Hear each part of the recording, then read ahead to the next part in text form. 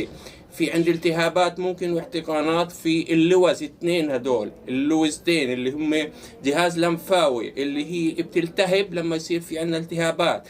بجوز يكون في عندنا مشكلة بالأعصاب، الأعصاب القحفية اللي بتيجي من الدماغ، 12 عصب، واكثر 3-4 اعصاب مسؤولات عن العضلات اللي في منطقة الحلق ومنطقة الفم اللي هن العصب التاسع والعصب العاشر والعصب ال11. العصب التاسع اللي هو بيغذي عضلات اللسان من الخلف وعضلات الحلق.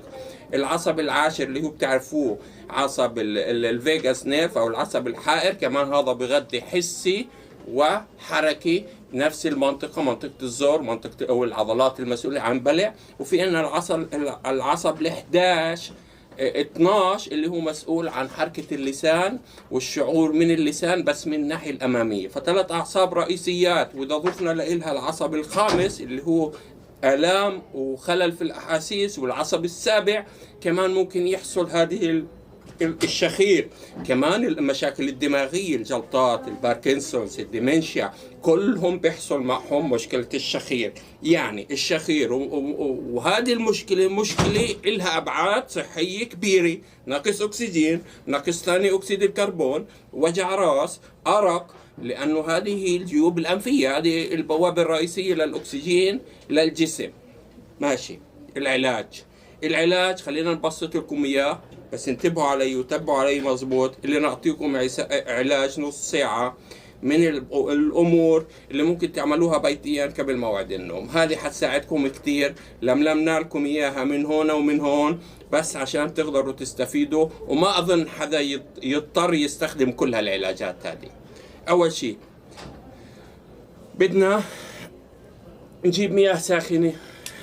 مياه ساخنة، هاي المياه تبقى مغلي فيها نعنع، موجود عندنا نعنع، موجود عندنا إكليل جبل، موجود عندنا زعتر أو أوريغانو جاف أو أخضر، مو مشكلة.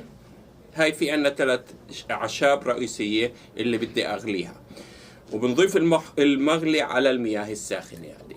بنضيف على المغلي هذا فنجان من خل التفاح، فنجان من الملح، ملح طبيعي بيكون أفضل. وبنحرك المياه هذه بشكل كويس اللي تختلط مع الأملاح ومع الخل ومع الأعشاب. وفي هاي الحالة ما علينا إلا نقول يا الله ونبلش في الجلسة. بنحط أي فوطة عنا، فوطة كويسة قطنية، ومنها نتم عملية العلاج. أول شيء